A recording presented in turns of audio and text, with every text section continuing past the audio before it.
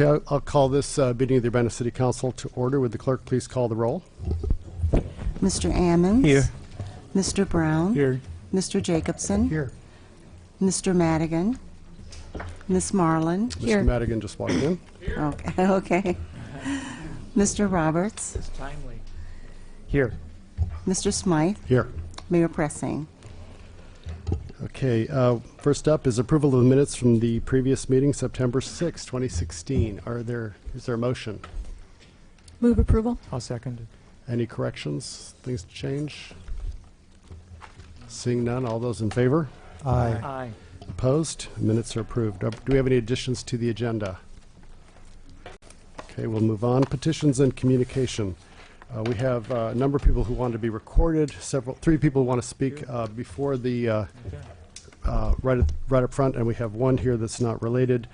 Bishop King James and Reverend Dr. Evelyn B. Underwood choose not to speak, but ask that their position be entered into the record that we are continually concerned about the Dr. Ellis subdivision sewer problem. Okay, we have three people that wish to speak in support of the resolution against the Dakota Access Pipeline. We'll begin with Robert Naiman. And of course, you have 5 minutes. Just please state your name for the record. That's all that's needed. Not my address? No. My name is Robert Naiman. I want to thank Mayor Pressing and the council for considering our request for a resolution against the Dakota Access Pipeline. I support the resolution that was posted on Thursday.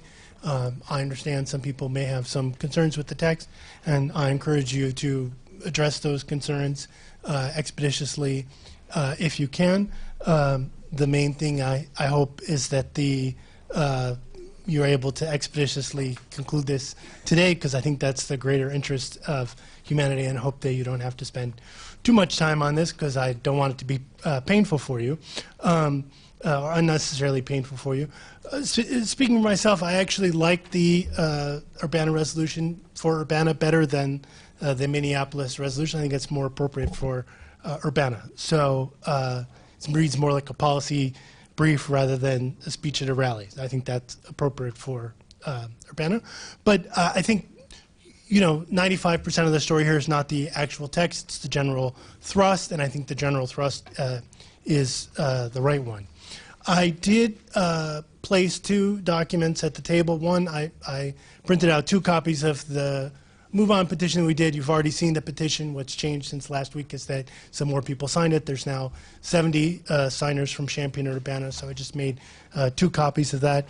And then I also made another document, additional references on concerns about the Dakota Access Pipeline, because I wanted to show how widespread and mainstream these concerns are. This is not just a group of people you see before you. This is people and institutions around the country. The first item is the statement of the United States government saying that they were going to stop construction on Army Corps of Engineer land, number 1, until they can determine whether they need to reconsider previous decisions. So that's quite striking. This is the U.S. government itself saying that this needs to be considered. And secondly, saying that this case raises deeper issues about the relationship of the federal government to Native Americans around these infrastructure projects. And we need to look at the deeper issues. So I think that's quite telling. This is the United States government talking about it itself, saying we're messed up not only in this case, but there's a deeper issue about how the federal government relates to Native Americans around these infrastructure projects. And these are just snippets I took from these different pieces. You can find the full references online at the link given. The second item is a letter led by Minnesota Congresswoman Betty McCollum, 18 House Democrats. The language is striking, I think, saying the Army Corps of Engineers failed to consult properly with the Native tribes. And this is not the only such congressional letter. Others circulated. I just happened to grab this one. On the next page, report in the Washington Post. Bernie Sanders appeared in front of the White House to rally against the pipeline. I'm calling for a full environmental and cultural impact analysis of the pipeline, said Sanders. When that analysis takes place, this pipeline will not continue.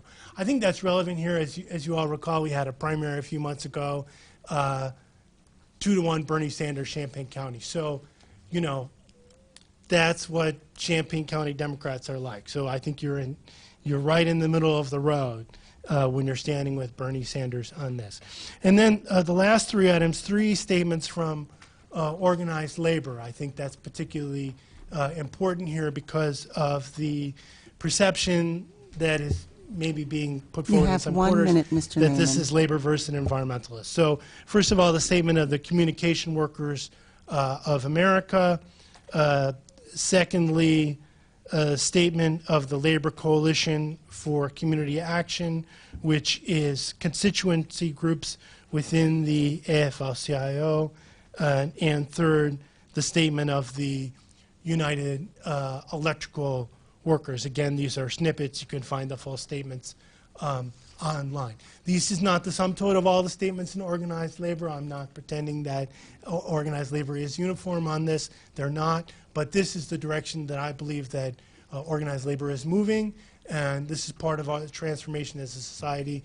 I believe in the future, labor and environmentalists will be standing together for a different model of how we do this. Thank you for your consideration. Questions for Bob? Thanks, Mr. Naaman. Next up is Lois Kane.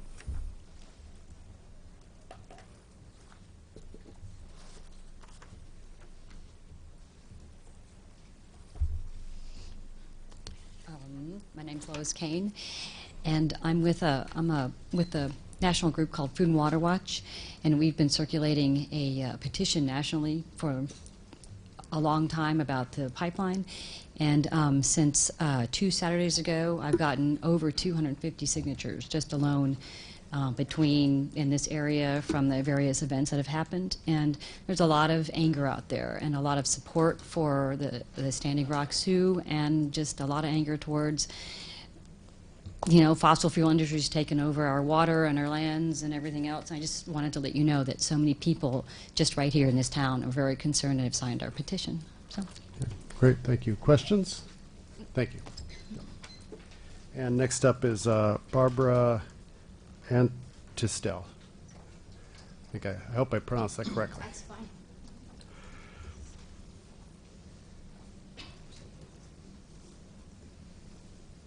Hello, I'm Barbara Ann Tisdall, and I want to thank you for quickly composing and making this resolution available to us, and I'm very pleased with the content, except I would like one addition, and I don't have a suggestion for the wording.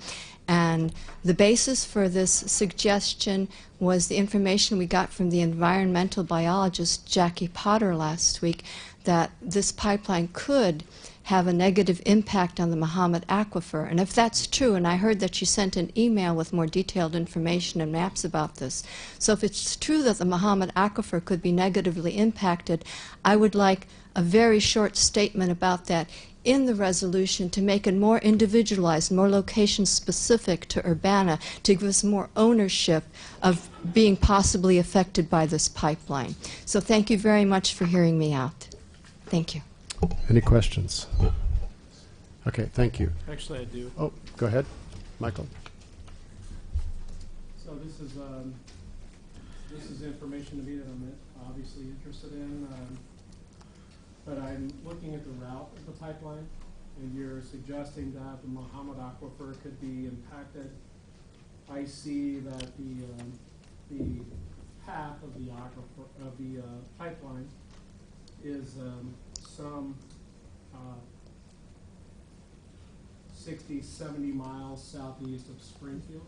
Yeah, my husband came up with the same idea, say, no, the Muhammad Aquifer is not directly impacted, but there was some information that Jackie Potter had, and she's expected to arrive later this evening. If she doesn't, she doesn't. But I know she sent some maps and information, and she claims otherwise. So if that's not true, then drop my suggestion. Thank you. Well, I appreciate it. I'm just looking at the path and wondering how that Okay. would be. So I think it's a very interesting point that we ought to clear up. Thank you. Okay, Stephen Kaufman.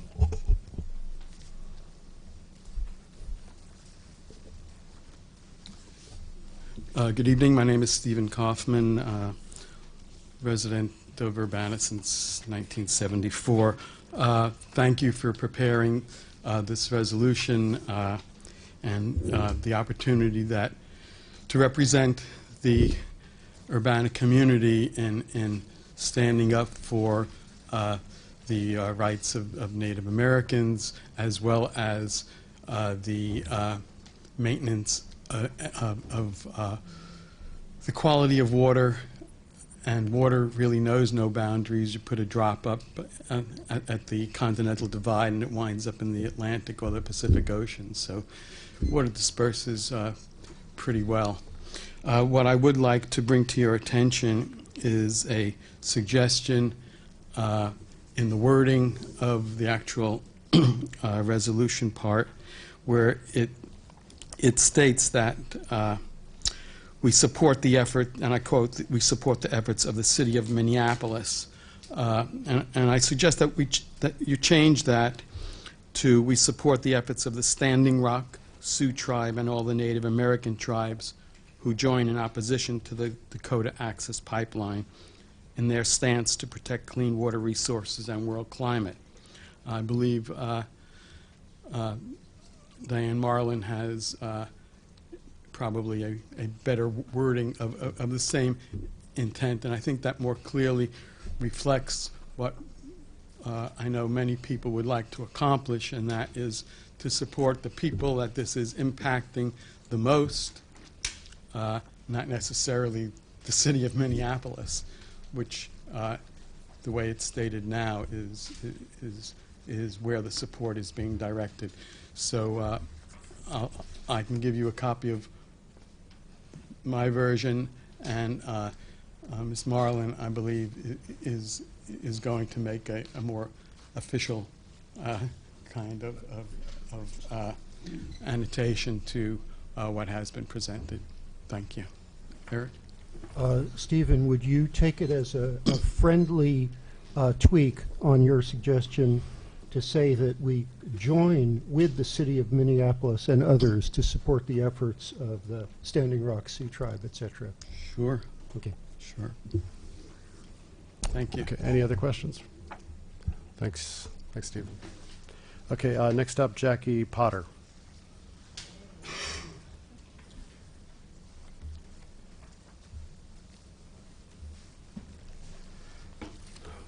Hi.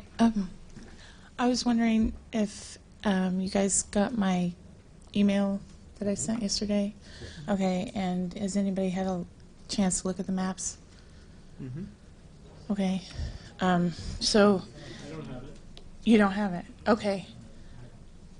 Well, I went through the list and on your website and sent it to everybody. I know I sent it to you.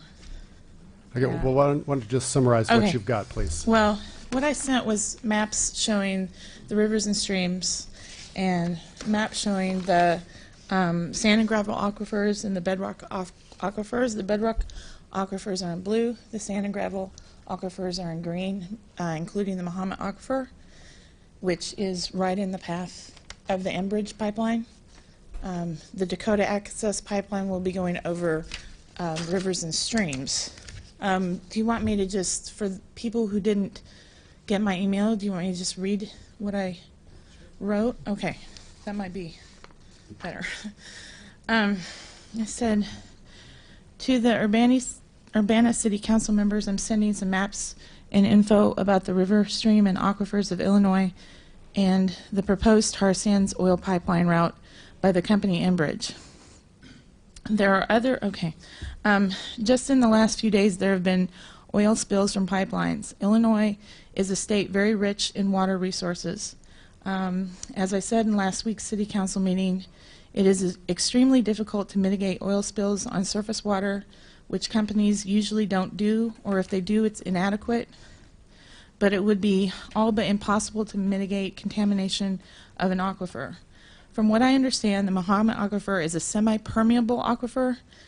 Quote, the glacial stratigraphy above the Mahomet Aquifer exhibits substantial heterogeneity, which means some areas there have more layers above and around it than others. and the substrate is mixed substrate, but some of it's permeable, some of it's not. In the study by the U.S. Geological Survey, they were able to approximate the time it would take for contaminants from or near Clinton, and I think it was around the Clinton landfill, to get into the aquifer. And what is significant is that they were able to do this based on detection of trace amounts of pesticide that were post-1952 that had already contaminated the aquifer. The relevant portion of their conclusion is, quote, presuming the off-site domestic wells sampled by the U.S. Geological Survey in 1996 to 2011 in the regional study are adequately sealed and produce groundwater that is representative of aquifer conditions, the regional tritium and pesticide results indicate the following. 1. That the glacial stratigraphy above the Mahomet Aquifer exhibits substantial heterogeneity. 2. That parts of the Mahomet Aquifer with the pesticide detections can be susceptible to contaminant sources at the land surface. 3. That a potential exists for possible contaminants from the land surface to be transported through the glacial drift deposits that confine the Mahomet Aquifer into other parts of central Illinois at faster rates than those computed for recharge at the Clinton site. And that means, you know, it can get into different areas of the aquifer that are more permeable, and it can travel into affecting, it can travel through the aquifer. So they found that it is in fact permeable to pollution from above surface. Okay, so I said I've attached the study as well as several You have maps. 1 minute, Ms. Potter. Okay. The company Enbridge, from what I understand, will be buying out Dakota Access and taking that over. The Dakota Access Pipeline is proposed to go over several Illinois rivers and streams as well.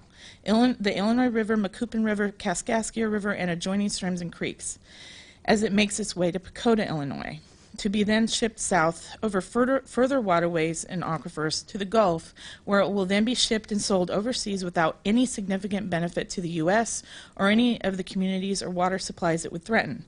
The Enbridge Pipeline, the one that's coming directly south past the aquifer, is the one that is proposed to expand to go over the Mahomet Aquifer, specifically in the recharge area of the aquifer, which makes it all the more dangerous, as well as several rivers and adjoining streams and creeks. As you can tell by looking at the maps from the Illinois waterways and comparing with the maps showing the proposed route of the Enbridge pipeline, there have been oil pipeline spills just within the last week. Past pipeline spills are yet to be cleaned up, and when they are, it's all too often at a cost to taxpayers instead of corporations responsible. Oil pipelines put people off their land via the corrupt misuse of eminent domain. Eminent domain was intended to be used sparingly only when the needs of the greater community outweigh the needs of the individuals affected. The Enbridge pipeline only provides a tiny amount of temporary jobs, construction, and relatively few operational jobs. However, its potential threats to community water supplies are enormous. That is a huge risk and potential cost to Illinois and all other states involved, rather than a benefit, and especially since the oil is going to be shipped and sold overseas and not to benefit Americans. Okay. So Okay. that goes with the Dakota Access that goes over several rivers, streams, and creeks, as well as the Enbridge, which goes over the aquifer. Questions? So, Yeah. Eric, or Bill? So the Enbridge pipeline is the one that comes down to Pontiac. Is that? Are you making a distinction between the new one and the one that exists now? Yeah. Well, they want to expand. They want to because there's expand already, it. I think, some that come down from Chicago Yes, to Pontiac. yes. And then They're it's wanting just- to so that expand it definitely to crosses the- unbelievable. I mean, it's going to bring in. I don't have the numbers, but it's going to be a lot more, and using eminent domain to displace farmers, and so that's the one that's going over the aquifer. The Dakota, though, is coming in and going over those other rivers that I mentioned. So it's going to be affecting surface water. Okay, thanks. Eric?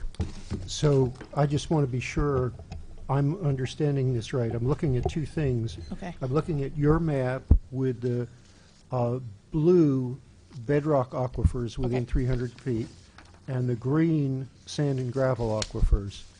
And do I understand rightly that both of those, that the bedrock aquifers are threatened by a spill because of their shallowness, and the sand and gravel are threatened by a spill because Permeability. of the porosity? I think so, yes. And I it's- know more about the sand and gravel ones than I Uh-huh. know about the bedrock, but if they are sitting on bedrock with nothing on top, of course, they're going to be Right. affected by spill. So so I'm flipping back and forth. I looked up a map of the pipeline itself, and I'm flipping back and forth and trying to Right, superpose right. them Yeah, in my I mind. know, yeah. And but I think it looks to me as though, if I understand your message right, that definitely the pipeline is going to go over aquifers that are vulnerable. Yes, Probably yeah. both sand. Specifically, the recharge area where where it would be more permeable, where Yeah. it would drain into the aquifer. And if Okay. they found pesticides post 1952, it's not going to take that long for pollutants to get into the aquifer. Right. Okay. Okay. So I think I've got the message right. Thank you. Any other questions? Thank you very much. Okay, we have two other items here. We had a card from Eldris Melinda Carr, who continues to be concerned about, continues to have sewer concerns on the Dr. Ellis subdivision and the historic impact. We have, there's a mayoral proclamation that I need to read. Is Susan George here? I don't see her. Should I save this for when she's here, or should I go ahead and read it? It's the diaper need item. I'll just read it. Okay. Okay. It's a proclamation from the mayor of the city of Urbana. Whereas diaper need, the condition of not having a sufficient supply of clean diapers to ensure that infants and toddlers are clean, healthy, and dry, can adversely affect the health and welfare of infants, toddlers, and their family. And whereas national surveys report that 1 in 3 mothers experiencing diaper need at some time while their children are less than 3 years of age, and 48% of families delay changing a diaper to extend their supply. And whereas the average infant or toddler requires an average of 50 diaper changes per week over 3 years. And whereas diapers cannot be bought with food stamps or WIC vouchers, therefore obtaining a sufficient supply of diapers can cause economic hardship to families. And whereas the supply of diapers is generally an eligibility requirement of infants and toddlers to participate in child care programs and quality early education programs, and whereas the people of Urbana recognize that addressing diaper need can lead to economic opportunity for the state's low-income families and can lead to improved health for families and their communities, and whereas Urbana is proud to be home to various community organizations that recognize the importance of diapers in helping provide economic stability for families and distribute diapers to poor families through various channels. Now, therefore, I, Laurel Lund Pressing, Mayor of the City of Urbana, Illinois, do hereby proclaim the week of September 26th through October 2nd, 2016 as Diaper Need Awareness Week in the City of Urbana, and encourage the citizens of Urbana to donate generously to diaper banks, diaper drives, and those organizations that distribute diapers to families in need to help alleviate diaper need in Urbana and environs.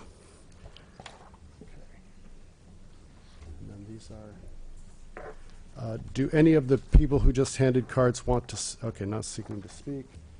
Taylor Tobin, do you wish to speak, or are you just wanting to record your support? Okay. I will make a note of all the people and read the names when we get to the item on the agenda. I do want to introduce a visitor. We have Eric Air Force here from Sweden tonight. He's passing through the community and is seeing democracy in action here. I have explained. Oh, great, thank you. I explained to him the difference between our committee and council meetings already. You know, our council meetings tend to be basically voting on things that we've sent from committee, that we've already done the work there. The resolution is going to be a little bit of something in between. It was introduced last week, written during the week, so there'll be a lot more discussion about the resolution than some of these other items that are up. So next up is reports of standing committees.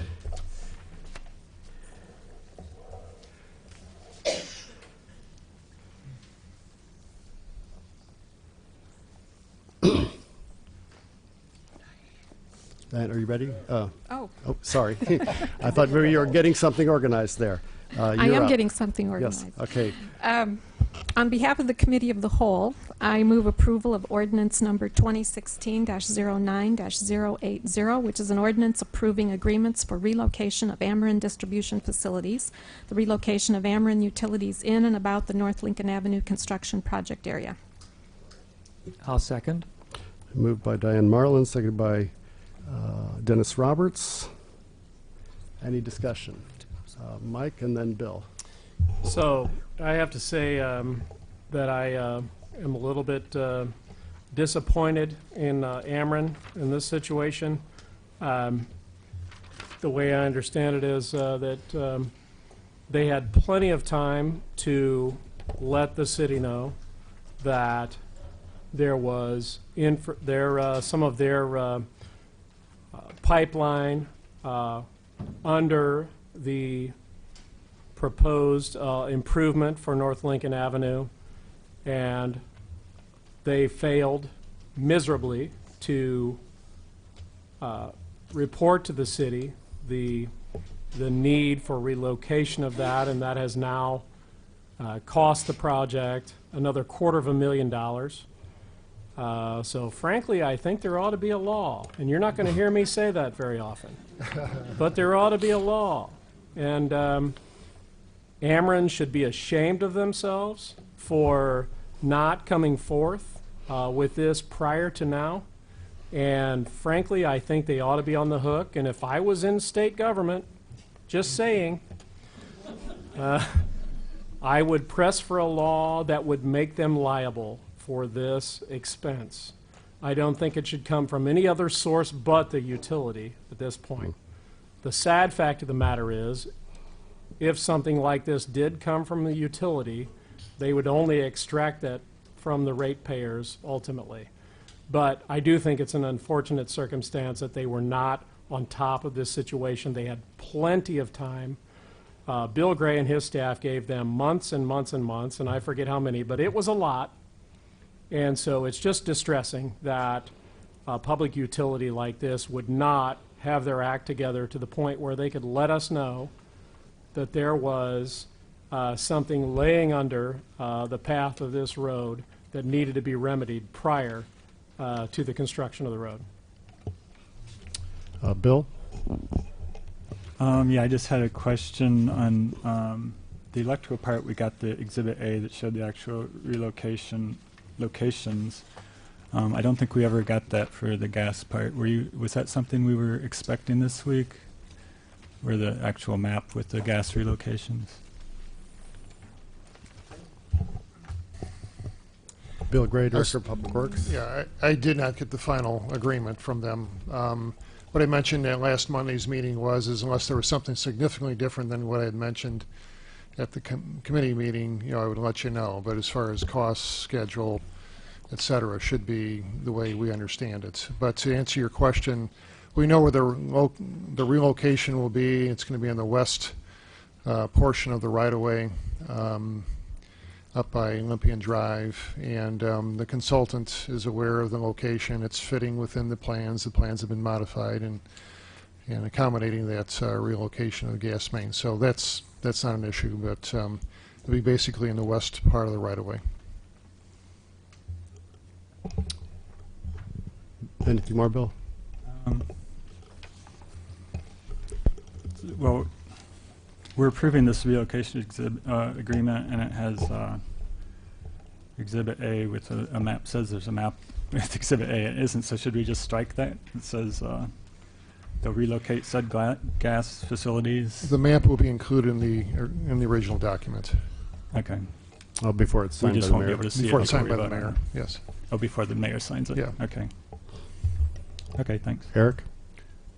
So I do share the opinion that Mike expressed about Emeren's behavior in this regard, and he's talked about statutory remedies. I wonder if also there may be contractual remedies. Can contracts be written in such a way that to make utilities could this contract have been written? I mean, always hindsight's better than foresight, but could this contract have reasonably been written in such a way that Ameren would have been on the hook for this kind of behavior? It depends on which contract you're referring to. If you're referring to the contract for the construction of the road, no, because Ameren's not a party to that contract, as I understand it. However, if the city had a chance to contract with Ameren in connection with cooperation and planning, and they failed to do so, then possibly. Bill fought valiantly in connection with the ongoing gas franchise agreement for such a planning opportunity, and we got some language in there, I believe, but that doesn't control this, unfortunately. This is a single contract for a particular movement of facilities, and I'm sure had Bill leaned on them very hard to have them pay for it, and I'm sure Bill probably did, they would have said no. So if I take, sort of a legal layperson's bottom line from what you said, in principle, it would be possible to put that language into a contract. In practice, it might be really hard to get them to sign such a contract. If it's one like a franchise agreement, which is what the gas franchise agreement provides, there is that possibility. I think the real problem here is exactly what Alderperson Madigan indicated. It was poor response, poor review, poor planning on the part of Ameren. Had Ameren, knowing that this project has been planned for a long time, not just months, but a long time, had they popped up and said, if you put the road here, we will have to do X, Y, Z, and you will have to pay for it, I'm sure there's a possibility, though I'm not an engineer, and Bill could tell you better, that the road could have been placed slightly differently to avoid this big expense. And that's the problem with the whole process. Could there be a statute that requires regional planning or joint planning as these projects develop? I'm sure, very, smart people could draft such legislation in the legislature and run it through the Legislative Bureau Service. Other questions? Further discussion? Seeing none, would the clerk please call the roll? Mr. Ammons? Yes. Mr. Brown? Yes. Mr. Jacobson? Yes. Mr. Madigan? Yes. Ms. Marlin? Yes. Mr. Roberts? Yes. Mr. Smythe? Yes, that motion passes. On behalf of the Committee of the Whole, I move approval of ordinance number 2016-09-081, an ordinance naming a street, avenue, alley, or other public place. This is changing O'Brien Drive to Napleton Way. I'll second. Moved by Diane Marlin, second by Dennis Roberts. Discussion? Seeing none, would the clerk please call the roll? Mr. Ammons? Yes. Mr. Brown? Yes. Mr. Jacobson? Yes. Mr. Madigan? Yes. Ms. Marlin? Yes. Mr. Roberts? Yes. Mr. Smythe? Yes. And that motion passes. On behalf of the Committee of the Whole, I move ordinance number 2016-09-082, an ordinance revising the annual budget ordinance for fiscal year 2016-17, staffing changes at the Landscape Recycling Center. Second. Moved by Diane Marlin, second by Eric Jacobson. Are there any questions? Discussion. Seeing none, would the clerk please call the roll? Mr. Yes. Ammons? Mr. Brown? Yes. Mr. Jacobson? Yes. Mr. Madigan? Yes. Ms. Marlin? Yes. Mr. Roberts? Yes. Mr. Smythe? Yes, and that motion passes. I move approval of ordinance number 2016-09-083, an ordinance revising the annual budget ordinance for fiscal year 2016-17 for a grant award for the Urbana Public Arts Program. Second. Moved by Diane Marlin, second by Aaron Ammons. Mike. So last week I asked Brandon, and he very expeditiously and graciously supplied me with information relative to the source of these funds. These funds are generated by general revenue, not generated by, this project is funded by general revenue tax dollars from the state of Illinois. So it's not that I'm objecting to public art in Urbana. It's that I am objecting to the funding source for the public art at this point in time when we have so many other needs. So many other needs. And the easy answer out of this is to say, well, it's already been appropriated by the state, and gee, we should spend those monies because they've been allocated to us. I just don't feel that way. I think communities across Illinois need to take a stand and say, what are our priorities? And is public art our priority over social services? Is public art our priority over police and fire pensions? Is public art our priority over education?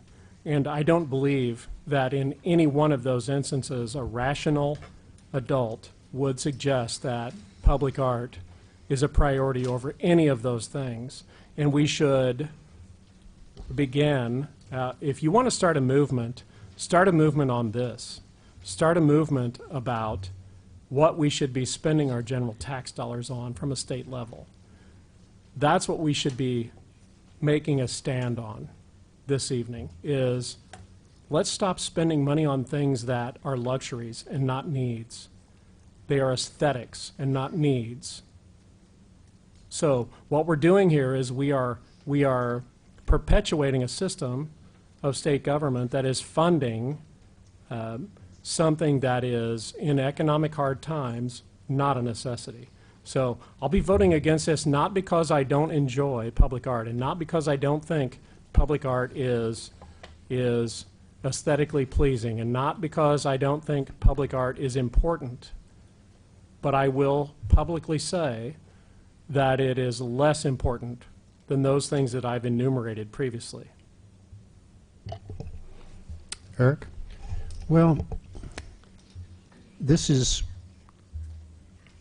a kind of criticism of arts funding that I have heard before, will undoubtedly hear again. I really believe that, you know, if you want to say that arts are less important than every other function of government, that's a clear algorithm for spending no money on public arts.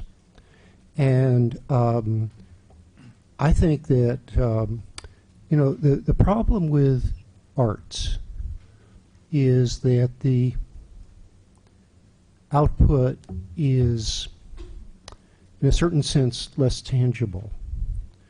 One of the things that one has to realize in the public arts funding locally is that it goes to support local artists.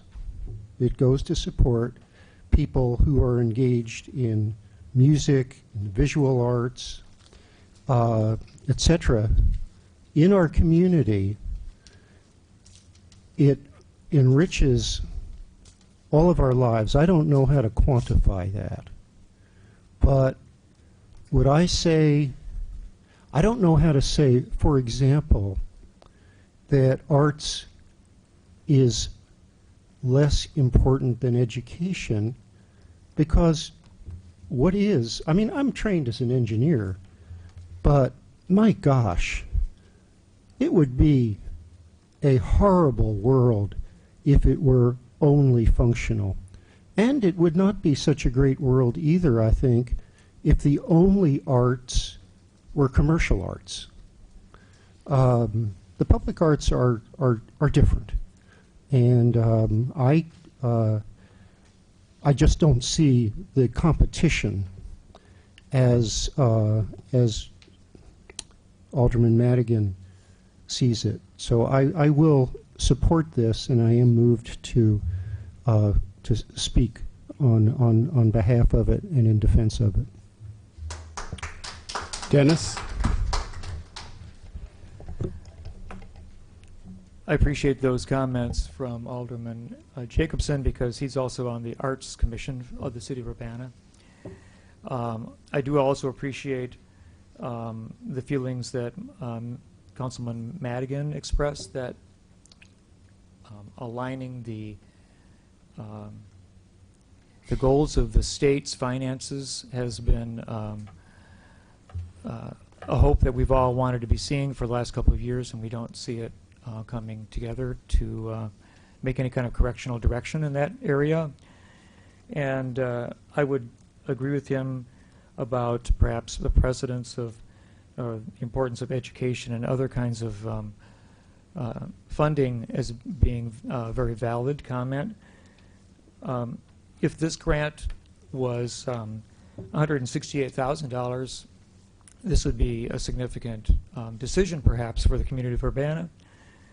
Of course, we'd be really happy to get $168,000 from the state for arts funding, but it's only $6,800, and so it's kind of a really small amount, and refusing that amount is not going to change the direction of the concept of the legislation or the granting policies of the state.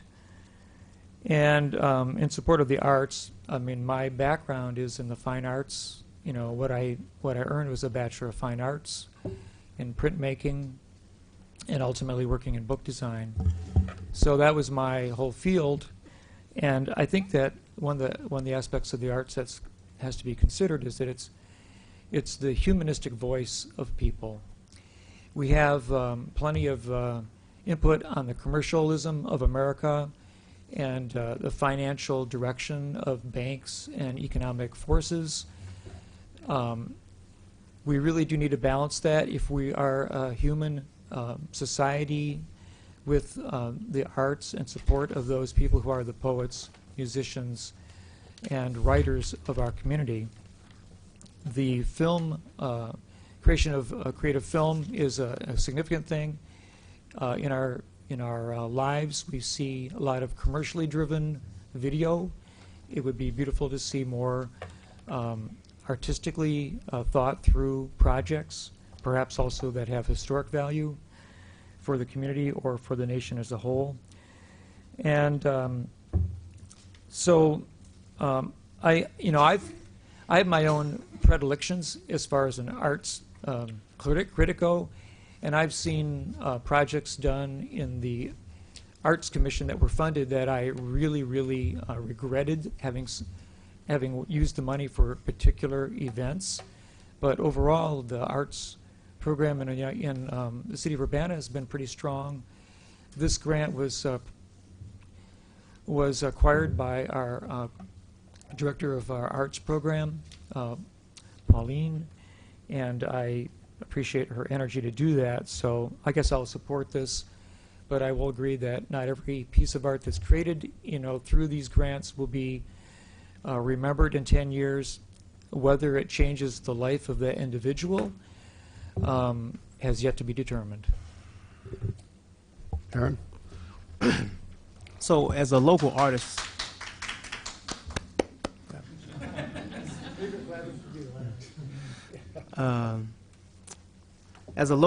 myself, I certainly appreciate public arts, and I've been educated. I think it was Danielle Chenoweth who was on this council several years ago, who also helped introduce this concept and to push it in the city of Urbana. But I have benefited from it on numerous occasions as a poet, and being able to host things like Speak Cafe on campus, which stands for Song, Poetry, Expression, Art, and Knowledge on the campus, and the hundreds of poets and young people who are students, who are young adults, and people who would come to Speak Cafe and find a voice to speak about many, many years ago giving up their children for adoption, being sexually assaulted, and so many different ways that the arts are used to be therapeutic, that though it may not be quantifiable, it is certainly qualifiable, right? And to see how people myself, I found poetry as to be my psychologist. As a young, poor black man, I didn't have the money to go sit on the couch of a psychiatrist. So I believe it saved myself and maybe saved the taxpayers of the state of Illinois money that I had the option and I had the ability to express myself through the spoken word. So I certainly find this as important as I see anything else that you mentioned before. Art is education, art is health, mental health, and spiritual health. So I certainly think it's easy for me to support such an initiative, even if it was worth more money. So I will be supporting it. Others? Mike? So my name is used in debate, so I believe I have the opportunity to respond. I just wanted to raise this because I think it's important to have the discussion about the fiscal state of Illinois and how there are so many unmet needs. And I'm not trying to diminish the importance of art. In fact, I've privately supported many efforts in the arts. So it's not about that I don't support it. It's that I'm very concerned about the fiscal state of Illinois, and this is an opportunity for us to make a statement that we do have priorities, but I also understand, and I'm willing to be educated and moved by others on the council from time to time, and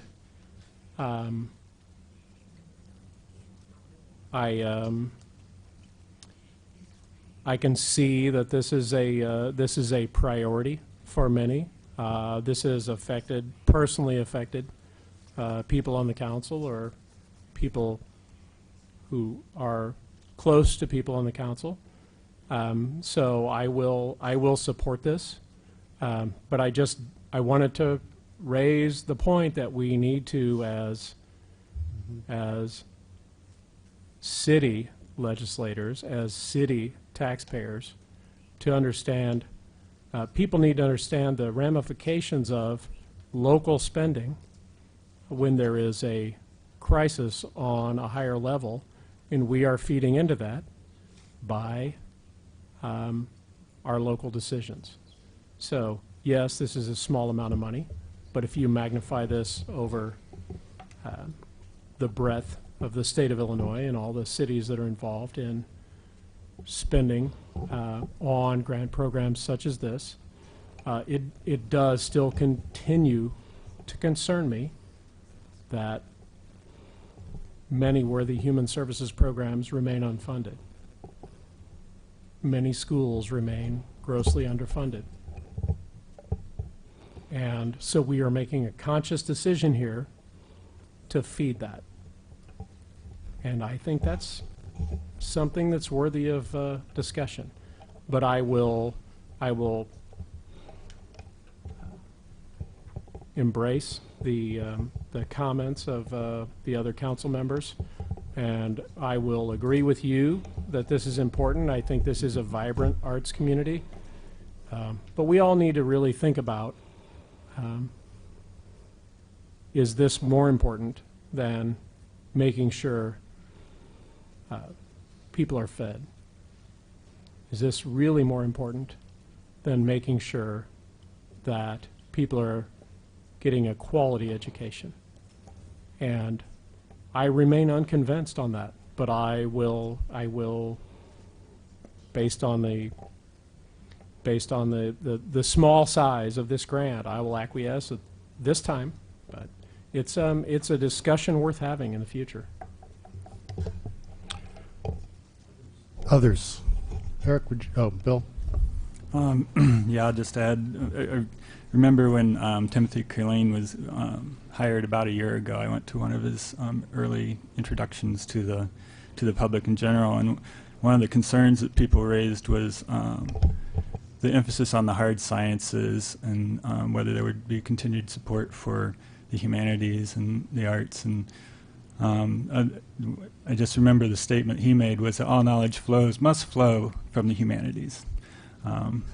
So it's part of our well-rounded education where art contributes to our fabric as a society and as a city, and it just improves everything else we do. So I don't think it's a either or. I think it's a necessity to at least support it in some level. On the other hand, I may argue against some city art funding coming from different pots of money where I don't think it should be coming from. I think in this case, a $6,800 grant where we already have the matching funds is perfectly reasonable. Eric, would you take the chair? Okay, I'll take the chair and I'll recognize Charlie. I just want to make a brief statement. I really appreciate Mike's take on this, both in terms of the higher level and the local level. Completely valid points. We make decisions on social service funding. We never have enough to give out to very worthy programs. Arts funding in the state is a very, very small percentage of the total budget. And you have to ask, and from my own point of view, public art makes for a more livable, viable community. If you have a more livable, viable community, things like making it more walkable, more bikeable, things like that, places that do that have an economic return because they're more vibrant. People come to them, they spend more money that way. So I would say that this is a small investment that has an economic return. It might be a wash, it's very hard to measure, it might be positive, but I think it adds to the quality of life. And I think that's important even in tight budget times. So with that, Eric, did you want to add something? No, I think I'll pass back to you. Okay, Diane. Well, since everyone else has said something, I feel compelled to comment. So I'm going to turn to one of my favorite quotes, and it's supposedly by Winston Churchill, but I don't think he actually said it, but I love it anyway, and it is. When Winston Churchill was asked to cut arts funding in favor of the war effort, he simply replied, quote, "Then what are we fighting for?" End quote. So even if he didn't say it, I think he was worthy of him. So there. Okay. Okay, did we make them? I did move, right? You moved it. It was seconded by Aaron. Any further discussion? Seeing none, would the clerk please call the roll? Mr. Yes. Ammons, Mr. Brown, Yes. Mr. Jacobson, Yes. Mr. Madigan, Yes. Ms. Marlin, Yes. Mr. Roberts, Yes. Mr. Smythe. Yes, that motion passes unanimously. Diane? Resolution number 2016-09-060, a resolution authorizing and entering into and execution of an Illinois Arts Council agency grant agreement. I'll second. Moved by Diane, seconded by Dennis Roberts. Is that right? Yes. Okay. Is there any discussion on this as a counterpart to the previous motion? Seeing none, would the clerk please call the roll? Mr. Ammons, Yes. Mr. Brown, Yes. Mr. Jacobson, Yes. Mr. Madigan, Yes. Ms. Marlin, Yes. Mr. Roberts, Yes. Mr. Smythe. Yes. And that motion passes. Okay, so these next three ordinances, according to the timetable that we were given last week, I'm going to move to postpone consideration to the October 17th council meeting for ordinance number 2016-09-084, which is an ordinance adopting and approving the redevelopment plan and the related redevelopment projects for the proposed central redevelopment project area of the city of Urbana, Champaign County, Illinois. A small correction I think that needs to be made. Brandon? Yeah, at the advice of our TIF Special Counsel, Ken Beth, he asked that the council move the item for approval, second it, and then move to postpone to the meeting. Okay. And he was very specific with those instructions. So strike that motion. No, and- keep it. No, have a seat. Come back up here. We have a question for you. So can we explain why that would be? According to the TIF Act, these ordinances for the adoption of the TIF must be introduced by council within 90 days of the public hearing. In order to achieve all of the other items on that itinerary that was provided to council, we need a little more time than that. And our attorney, Ken Beth, our special counsel for TIF It Matters, who regularly interprets the act for us, this is his interpretation of how to comply with the act as written. So I want council to be fully informed of his advice. So we move to approve, and then I move to postpone. Is that what you want me to do? A motion to approve, a second, and then a further motion to postpone, which also I think. Do we would vote need- on it in between? Okay. No. All right. Well, we've heard the, Let's just start from the beginning. Diane? Let's start over. Okay. I move approval of ordinance number 2016-09-084. and I'll second that. Okay. And I'll move to postpone until October 17th. Is there a second to that? I'll second. Okay. So we move to postpone this to October 17th. Michael? Why? Why? Why are we postponing? Because at the upcoming committee of the whole meeting, in the memo you were provided last week, it outlines a large number of actions that will be undertaken. The first and most important reason for the postponement is TIF 1's closure. The council will act to formally conclude TIF 1, and then we will require, well, that will take 2 meetings, and then we'll require some time to file that with the county clerk's office. Secondly, you'll be taking action to amend the boundary of TIF 2. There's portions of the proposed central TIF that are currently located within TIF 2, well, also TIF 1 for that matter. It won't actually conclude naturally until the end of this year. So we have to remove the existing TIF designations from these parcels. That's also when the property tax value is reset as a result of that. And that's part of the reason why our attorneys recommended a little bit of time delay to ensure that that's been communicated to the county in the meantime. And then thirdly, and the part that's taken us the most time internally, is a robust budget amendment that will actually move funds out of the TIF 1 fund that also must be closed. We will create a post-TIF 1 closure fund similar to the post-TIF 3 fund that we had, and then there'll be changes to the TIF 2 budget amendment on account of properties being removed and its configuration changing, and then we will also establish a new fund for the central TIF district. So it's just taken a lot of effort to coordinate all of those legal and financial actions. So basically, this is a timing thing that we're doing here. Yes. Okay. Yes. So then my next question is more substantive. So TWG. So what is the status of that project? We are still. Is that is a kind of a cornerstone of this whole TIF process that we're undergoing, right? It is one of several major projects that the But is it TIF fair would to say enable. it's probably the biggest? That's not necessarily true. It is the biggest total project figure of the projects that we've currently been in discussions over. Okay. But we've also had conversations about a new buyer for the hotel and a renovation thereof as well. We are trying to assist the school district with the sale of the Washington School, which this TIF boundary was intended to include. We haven't heard any proposals, but that would be a site we'd hope to see redevelopment of. There's a new buyer of the Cohen building at Main and Ray Street who's considering renovation of that building for restaurant tenants. And there are others I could So what's the list. current status of the TWG We project? are still actively communicating with the developer on the project. That doesn't tell me anything. Where are we? I mean, We are we're still working towards a proposal to bring forward to council as part of a development agreement. are they still embracing the project? Are they still actively pursuing it? Are they asking the city for anything more than they have asked in the past? I mean, I don't want to give all the details of negotiations, but I think what's important is that I emailed with the development specialist today on the topic, and we're continuing to make progress, I believe, towards a proposal we can bring forward to council. Okay. Aaron? So when we close a TIF, what happens to the money that's in, if there's money left in there, what happens to that money? Normally what you do is you would surplus any funds that have not been obligated for other expenses. And the normal way you do that is defined in the TIF Act, and it just sort of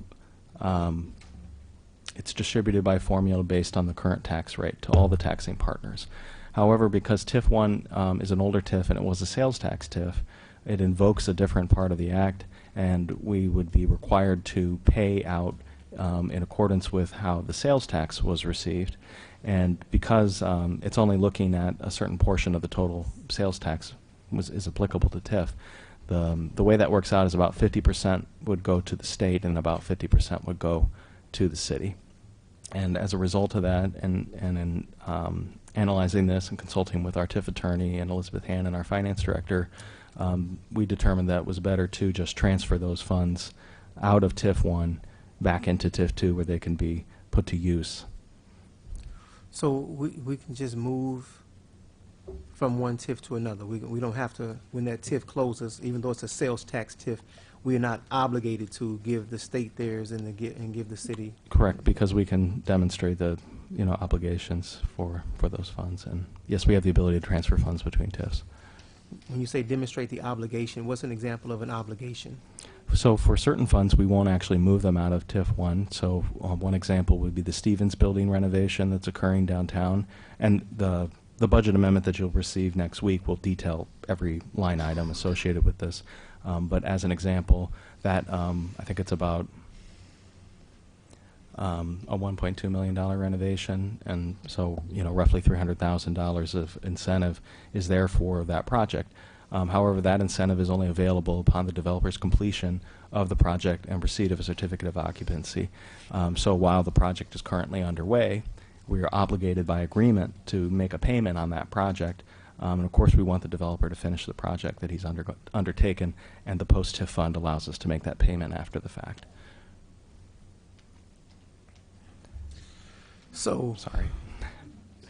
All right. So, TIF 1 has been in effect for how long? Oh, gosh. 22. Yeah, well, this would be the 23rd year of the TIF. So most TIFs are set. Oh, excuse me, the 35th. We extended it. So most TIFs are 23 years, right? And they can be extended. And then they can be extended, usually to about 35 years. Yes. So we implemented a TIF, then we used our power to extend the TIF, and these other taxing bodies who would, or in this case the state, who could certainly use a little bit of money, I don't know. We're going to use another clause to not give the state their money and move it into TIF 2.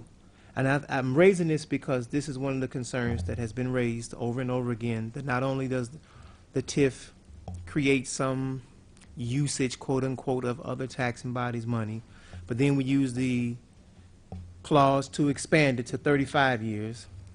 And then, even then, there's some times when, okay, this money will not go to the other bodies that's who's in essence due the money, or if we don't use it, they should get some portion of it. So the TIF just seems like a ever moving thing, and my understanding of it was that its an impetus was to address blight, right? And so I don't know if we haven't addressed blight in 35 years in TIF 1. I don't know if we're going to address it, right? So to take the money and not give it to where it's supposed to go, it's just a concern for me. But I wanted to make sure I understood how that works. So it'll go from TIF 1 into TIF 2, right? Yes. Yeah. And the post-TIF fund. Okay. Eric. Well, I just don't agree with that interpretation of how the TIF money has been handled and how it is used. The dollars that we're talking about are dollars that have emerged from increase in business activity and in assessed evaluation from that was spurred by TIF. The money isn't really being taken from the other taxing bodies because it wouldn't even exist without the TIF. This is just I think that this is really a misconception that we are actually taking dollars from other taxing bodies. And it's pretty clear that they don't feel that way because they are supporting the TIF. Bill. Can I just respond? Let Bill. Just I know this was set up as a sales tax TIF, but it's been a number of years since we've collected any sales tax from it. Is that correct? Yes. So any sales tax that was generated by businesses that came about as a result of the TIF has been distributed normally, going to the state and to some of it to us, some of it to the school district and everything for the past 5 or 10 years at least? At least. I'm not sure when they ceased the sales tax component. I think that was also a subject of the 99 reforms too, but I'm not well informed on that aspect of the evolution of the law on this. Okay, for quite some time. Then the parts of TIF 2 that are going to be released probably when that expires in 5 years, 6 years? The rest of TIF 2? 2022, I believe, so about would be the 6 final years. year. That would include like Schnucks Plaza and all the 5 Points kind of development north of Yes. 5 Points. That'll all go back to taxing bodies. So not only will the sales tax be distributed normally, also the property tax will too. Yes. Okay, and so the new TIF, I don't remember exactly. It's about half the properties are public properties. Is that right?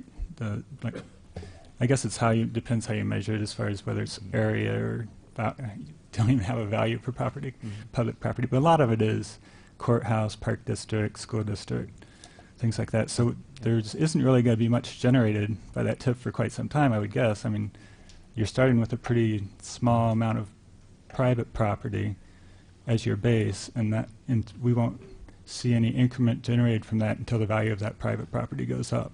So we'll either need a major project or sudden inflation in order to start getting money off of that. So there probably won't be much money to spend on public properties or on public improvements, because any major project would probably come about as a result of rebate of taxes. Is that what you're thinking too? I guess the question is, how do we expect to get much money for public improvements or public properties, library, other public facilities that also improve the value of downtown and actually improve the value of areas outside of downtown as well, if there's not much increment being generated? So yes, the new TIF will start without funds, and that is one explanation for why the transfer is very helpful, because the goal is to shift all of the related economic development activities so that they basically exist as they were budgeted prior in the year, despite the fund changes. That time and effort by staff goes into efforts to try to land a major agreement, and generally new construction is what will create the biggest difference in EAV.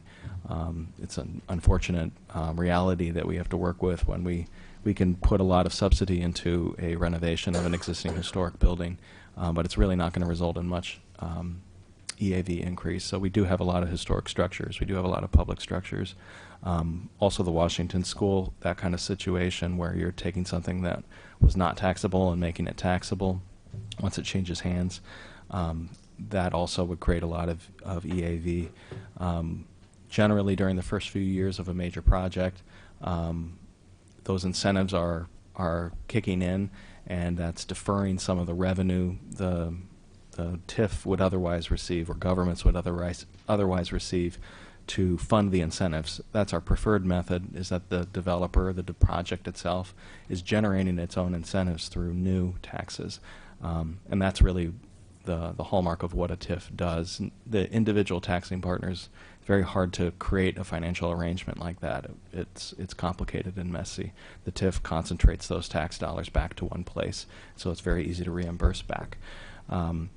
And so typically, you're looking at 5 years out or so before you're in a position to utilize not always fund balance from the TIF for public projects, but also you generally would be looking to that revenue source to bond, which is what we did for the most substantial improvements recently in TIF 2 and for Broadway Race and the Boneyard Creek crossing area that's been improved. I will remind us that we're going to be getting into the real nitty-gritty of this next week with line-by-line listing of all of the properties involved. Aaron. So first, I wanted to say, Brandon, Libby, I know you all are working hard trying to get these things going. I really don't want to come across as if I'm coming after you and in some form or fashion. I'm trying to understand this, but I do want to challenge some aspects of it, okay? And when I think about the comment, Eric, what you were just saying about it's not really their money because it wouldn't exist if we didn't do this. Well, it does exist, though, okay? So if it does exist and you owe me some money, then pay me my money, right? Okay, so I don't say, you know, it wouldn't exist so I don't have to pay you. No, if we have an agreement that you're going to pay me at a certain time, then don't tell me, well, once the date comes that, well, if I wouldn't have made this money, you wouldn't have it anyway, so I'm not going to pay you. That's not a sound argument. So my understanding of the TIF is that after that 23rd year, or if it's extended to the 35th year, then the other taxing bodies get any surplus, as well as they are now able to tax fully the new EAV that's generated from that. Is that correct? The base is reset, so they are able to fully tax. However, there are options. Surplusing is one option, and we do value our taxing partners, and I think one of the biggest impetuses to consider other options was that because of this sales tax history of this TIF, this money will not go to our local taxing partners. It would be split roughly between the city and the state. So I understand that the motivation, and this is where we get to, and pardon me if I'm offending anybody, but there's a lot of education that needs to go on around this topic, and not everybody understands it. So I hope the public gets a better understanding of it as well. So one of the points that Mr. Madigan made was that sometimes businesses come into your community and they come in because they see an opportunity and they don't need incentive to come in and to do business. And so the question is a legitimate question whether or not we have to give TWG or any other company 5 years, 8 years of rebated taxes that they don't have to pay in order for them to come in and do business. So my understanding now is that, for instance, if TWG comes in this TIF, it's a 23-year TIF. If we approve it, let's say it's 23 years. The first 4 years, 8 years, or whatever, they don't pay taxes. Okay? So then after that agreement is up, then they start to pay taxes, right? But all of those taxes come to us, come to the city, until that 23-year TIF is up, and then it goes back into where the county clerk can actually tax, all the other taxing bodies can get that increment that's created from it. So we do benefit primarily from it, and we work to bring it in. So I understand that. All I'm saying is that the TIF may be a positive thing, and in many cases, many people agree that it is, but when the agreement is up, then let's give our taxing bodies the just due respect that they have given us and letting us create partnering with us and give them the money that they deserve at that particular point. And the other part of the TIF issue that has always been a concern for me is that it is designed to address blight. That was where it really came from. And so I don't think we have a blight issue in downtown Urbana at this particular point. Like to see a little more activity, but it's not blight, right? And then we see that usually associated with blight is more poor and economically strapped communities, and so I start to immediately think about minorities, women, veterans, business owners, and what access will they have to this increment or this economic boom that's supposed to be created by it. And now this is the first time I've ever heard that there might be some MWVB goals in this particular project, which I hope to see take place. And then this is market rate. TWG's piece, this is not affordable housing. This is market rate housing. So all these different incentives to bring people in, I understand it. I want to see Urbana booming and to some degree as well. But if we're going to do these types of things where we generate this money off of issues around blight, around affordable housing, and around the ability for all people to access it, then those components should be a part of it as well. And I don't know, are there any federal dollars tied to this one, this project, when we deal with TWG? There's no federal funds that have been discussed at this time. So, Okay, I'd like to remind us we've got to move to postpone this to the 18th, or 17th. Dennis? I guess just two things. My understanding is that blight is one aspect that can be addressed by economic development, but it's not the only one. And the second one is that all the bodies, taxing bodies that partnered with us in these earlier TIFs have signed on to continue and create the central downtown TIF. So it's not like they have decided that they actually have to need their money and want it back. I think if they did, they'd probably file suit. But instead, they are cooperating with the city and its goals because it's also their goals to improve the community. None of them have refused to partner with the new direction of the downtown TIF that we're creating. So it's kind of like a non-argument in my mind, because if you have all your partners continuing to partner with you, there's not a call to repay the full amounts of the TIF. Meanwhile, every year there is a surplus dispensation to all the taxing bodies on a regular basis, which allows some of that money to travel back to them regardless. So I'll support this and hope to see it come in the future. Okay, well, we have a move to postpone this to the 17th. Charlie, I wanted to ask one question. Sure. Does the school board, park district, any of the other taxing bodies, do they have the authority to oppose a TIF that we vote to implement, Brandon or Jim? The opportunity to express opposition would have been at the Joint Review Board meeting, where if the Joint Review Board had not by majority found the TIF report to be in compliance with the Act. I mean, there's some specific language they need to invoke, but it would have required I believe, a supermajority of the council for approval for the creation of the TIF. So they do not have the ability to directly prevent the creation of a TIF district, but those rules are defined in the statute.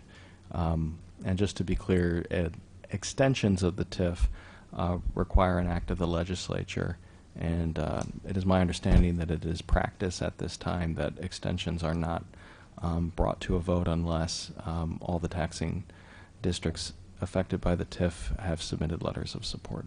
So if I'm hearing you correctly, then that the school board, park district, and other places, they do not have the authority to stop us from implementing a TIF. Is that correct? Not directly.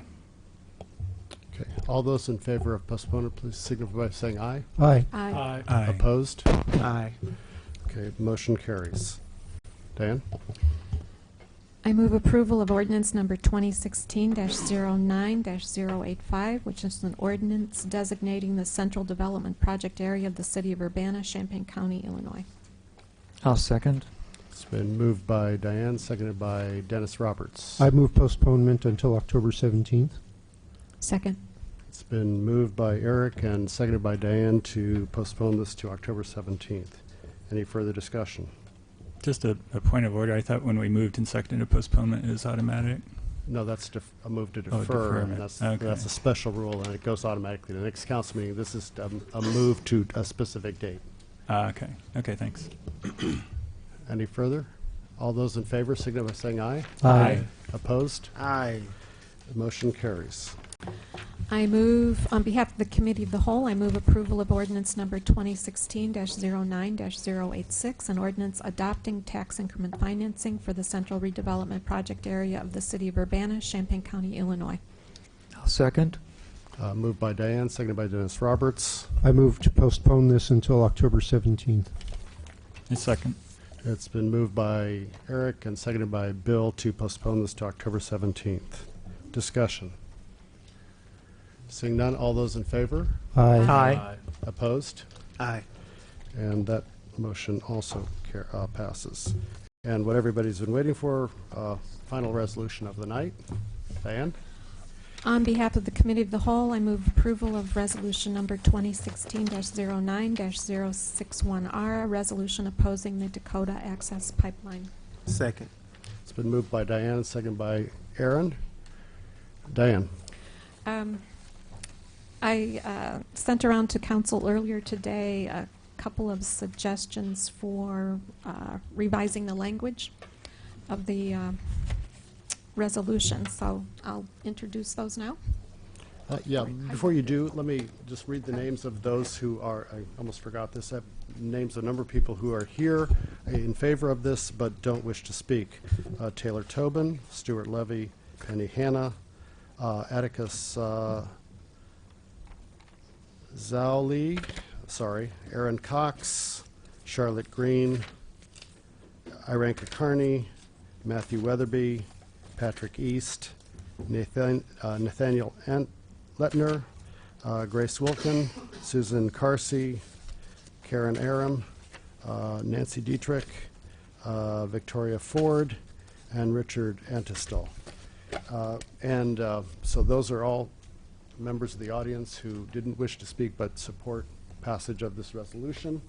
Also, Bob, your move-on petition is up to 72 according to the last email I got. With that, Diane, your introduction, your changes. Okay, paragraph 1, I would propose striking the word pristine as a descriptor of the Missouri River. It's a very valuable water resource, but it's got 15 dams on it, and it's been channelized and straightened, and I don't think it meets the definition of pristine, except maybe at the headwaters in Montana. So strike pristine. Why don't we do this one at a time? Is there a second to that motion? A second. Bill seconds that. Any discussion? All those in favor of striking the word pristine? Aye. Okay, that word's gone. Thank you. Paragraph 4, to reflect the concerns about the aquifer, I would propose making this read, all people require clean waters to sustain life, and we all are responsible for protecting the clean water resources, comma, including aquifers entrusted to us. General purpose.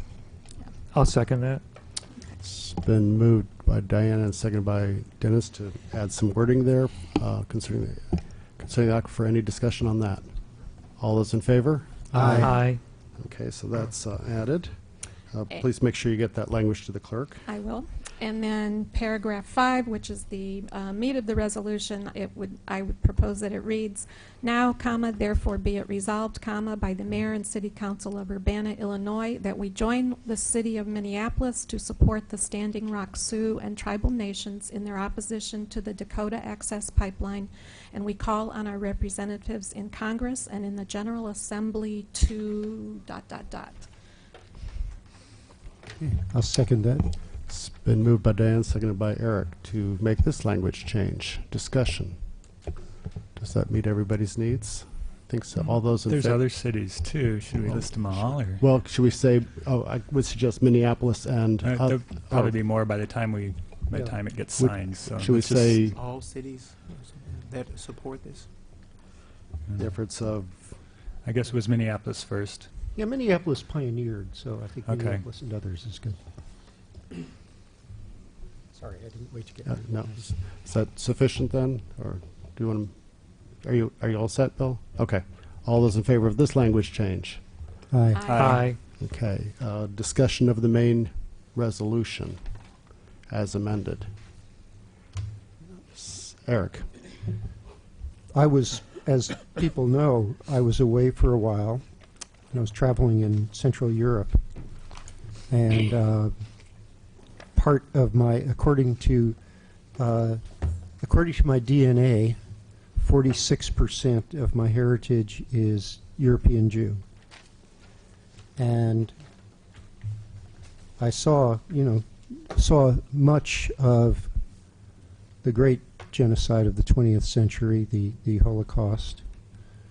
Went to Warsaw, where the ghetto used to be. Now there's a museum, but the cemetery is still there. Went on a tour through Auschwitz and Treblinka, Jewish cemetery in Prague, but the Jewish neighborhood is gone. Everywhere there's the history of the Jewish people, but very, very few Jews. everywhere in North America, there are places associated with the history of the Native Americans, but very few Native Americans. It's controversial to call what European Americans did to Native Americans a genocide.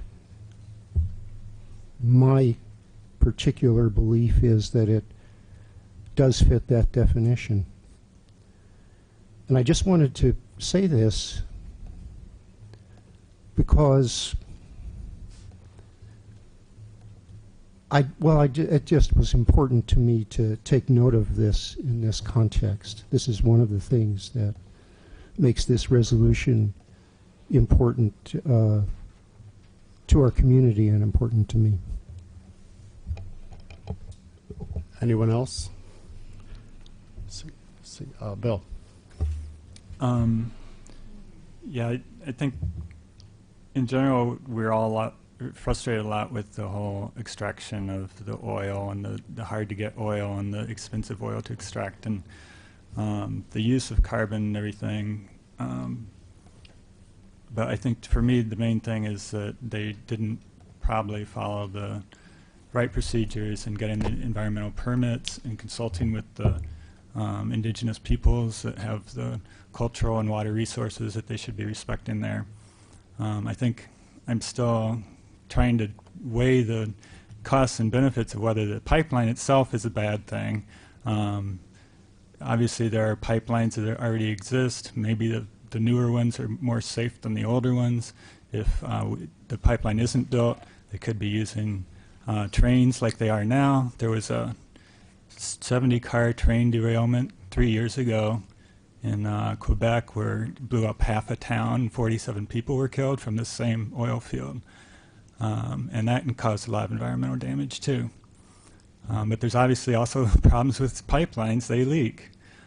So, you know, there's a lot of trade-offs. There's a lot to consider. But I think one of the main things is that we don't charge enough for the environmental and social costs of carbon, basically. If we actually charged what it costs in terms of environmental damage and the social costs of disease and everything else to extract this oil and transport it across the country, then maybe this particular oil field wouldn't be worth developing. Maybe other resources offshore would. Of course, eventually we need to move away from the carbon, and I went to the Institute for Sustainability, Environment, and Energy. They had a two-day conference last week. I went to that, and they seemed to be pretty much, they disagreed a lot about a lot of things, but they seem to be pretty much in agreement that we're going to be dependent on carbon for at least another 50 years, probably. So there's no easy solution from an energy perspective, but certainly in this instance, from a cultural perspective and from the way the people were treated, I think this is the right thing to do. And maybe our visitor from Sweden could talk to us afterwards. The thing you don't know about us is we have this Open Meeting Act, so when we meet at Crane Alley later, we won't be able to talk about city business. So maybe you could inform us about your carbon taxes. Worked fairly well, I think, in Sweden for 20 years or so. So we also have a discussion about a pipeline that the Gazprom would like to put down. Another 2 pipelines in the Baltic Sea. Security. So I hope you'll join us for a post-council study session on that. Thanks. Aaron. So Carol and I went to the rally at Scott Park, and there was a couple of things that struck me as we navigate this capitalist society that puts profits over people on a regular basis. One of the native sisters said that we are all fed from the breast of Mother Nature, of Mother Earth, she said. And so sometimes the most simplistic thoughts are really clear thoughts. And so I don't know how many mothers who have breastfed would poison themselves with liquor or various other different things and then say, I'm going to go and nurse my child. So I wonder what it says about us as human beings that we would poison our mother's breast and then try to feed off of it. And then one of the other, I had heard this said once before, and it was repeated at the park about thinking 7 generations down the line that our native indigenous brothers and sisters thought that way. And maybe we should just simply go back to that. And as an artist, one of the pieces that I quote from a poem I wrote a long time ago as I approached oil spills and such with a disgust that maybe Mother Nature needs a repellent from us. So, thank you all. Nice. Oh, Michael. Okay, well, probably unpredictably, I'm going to be somewhere different. I do appreciate Bill's comments, especially his comments that we as a society, as an economy, are inexorably linked to the use of fossil fuels for our economy. In fact, virtually every one of us arrived here this evening burning fossil fuels. So I have while I absolutely have empathy with the Native Americans who are seeing destruction of their sacred grounds. I think as a councilman in the city of Urbana, in the central part of the state of Illinois, I'm not sure that this is an appropriate topic for us to take up, and especially since the federal government has apparently vetted this. The Obama administration has vetted this, has approved the permit, has taken steps to temporarily halt construction to try to resolve issues that have developed. But my position is, since our economy is dependent on fossil fuels, certainly for the next several decades, and since this oil that's being extracted from North Dakota and the Bakken and Three Forks production areas of North Dakota will commence regardless of the construction of this pipeline, I think it's inappropriate for us to try to stop that for many reasons. We are dependent upon oil. This is a tremendous domestic source of oil. It impacts the world market and the price of oil, and therefore impacts every business that is either directly or indirectly dependent upon oil, which is every business in America, every business in Illinois. It is a fact that pipeline transportation of oil is the worst way to move that oil, except for every other way. And that is indisputable. It is a fact that every other way to move this oil is a bigger detriment, produces a larger carbon footprint. This is something that is indisputable. This is the most efficient way to move the oil. It is the way that the oil can be moved with the least amount of detriment to the environment. And if somebody would rather have it moved by semi or train, I would ask you, are you not for reducing the carbon footprint? Because the fact of the matter is, this is the most efficient way. 500,000 barrels of oil a day are going to be moved. There is the construction of this pipeline through just the state of Illinois is going to cost $500 million. That's money spent in Illinois. This is a union-built pipeline, so I would think that would matter to a lot of folks.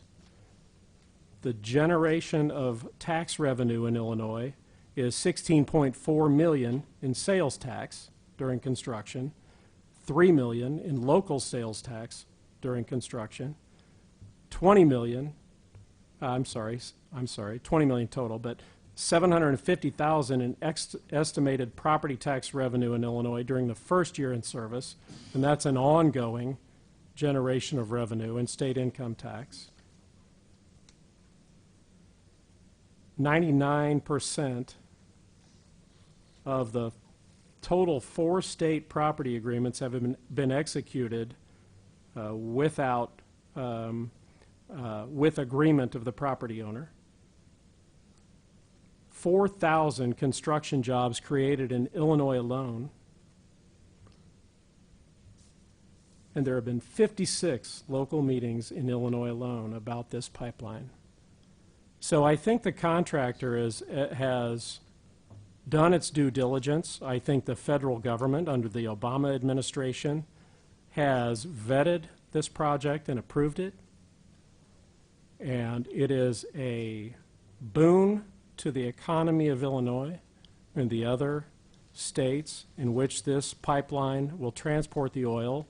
It is the safest method by which the oil could be transported, and the oil will be transported.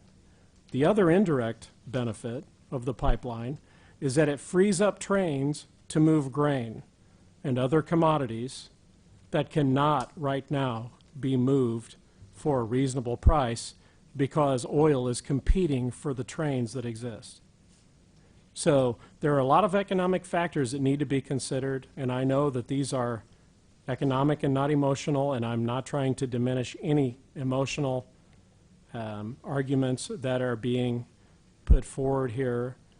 I think people's heritage is very important, and I would hope that these type of items, these type of grievances could be adjudicated locally without the need for cities that are hundreds and hundreds of miles away spending time interjecting when what we ought to be focusing on is our local economy and our state economy, which would greatly benefit from this pipeline.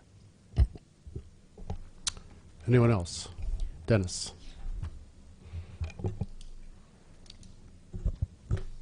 Yeah, I appreciate the fact that the community has requested the creation of this resolution. I tend to be a little more kind of distant or something about taking local action on larger national issues. I'm pretty much interested in what's happening locally concerning the same issues, perhaps. But I appreciate it, and I think that participating does help create the voice of Urbana's community. When I first came here, I saw signs in windows saying that this was a nuclear-free community, nuclear-free zone. So, not that I expected to see a nuclear plant, behind the, the stadium, but it's a commitment to a cause that made sense to this community. And I myself, observe how people use energy. I've got a couple of neighbors who've purchased Priuses, and I've sat in them, and when a car can begin without using gasoline, and you don't even hear the motor turn, it's just an electrical machine. It's silent. It has power. It moves the car. I'm looking forward to, in 50 years, having, virtually every single car on the highway be an electric vehicle, emitting no carbon footprint into the air. We have the technology to do that, and we might even be developing it here at this campus. As for Native American culture, I became pretty sensitized to it by living in New Mexico in Arizona for 22 years. I worked at an art studio that had 5 different employees who were Native American from different pueblos in the New Mexico Rio Grande Valley. I attended a lot of their ceremonials. A white person will always be an outsider in the Native American culture to some degree. But nonetheless, you know, if we're going to talk about, you know, where appreciation for Native American culture stands in the city of Champaign and Urbana, just look at the virtual demise of the Native American Studies program on the university campus. What are you going to do with that? The faculty don't even want to come here to teach anymore.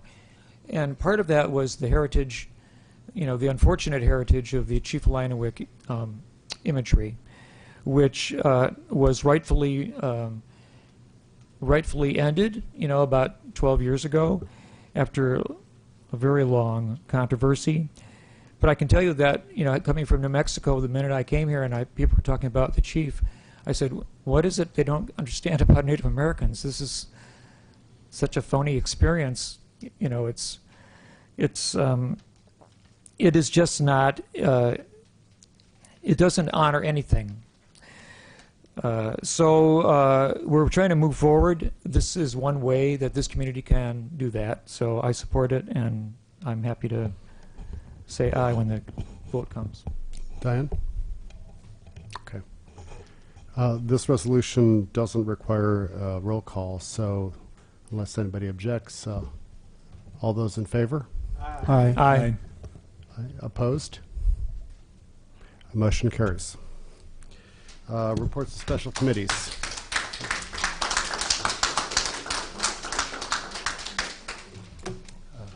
Thank you. Reports of special committees. We're almost done. Reports of officers.